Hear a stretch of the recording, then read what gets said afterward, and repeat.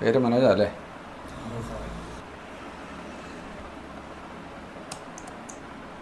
എന്തെങ്കിലും വേറെ പ്രോബ്ലം പോലെ ഉണ്ടായിരുന്നു? എന്തെങ്കിലും സൈഡ് എഫക്റ്റ് എന്തെങ്കിലും?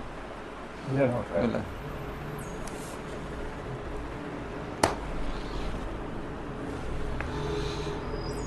ഇച്ചിരി പ്രശ്നമാണല്ലോ. ആരാ കൂടെ വന്നേ? കാറല്ല, കാറൊക്കെ ഓടിക്കുമോ തന്നെ? ഞാൻ പറയുന്നോണ്ട് ടെൻഷൻ വല്ലതും ആവുമോ എന്തായാലും? എന്തെങ്കിലും തലകറക്കോ അതുപോലുള്ള വിഷമങ്ങൾ, ടെൻഷനൊക്കെ ഉണ്ടോ?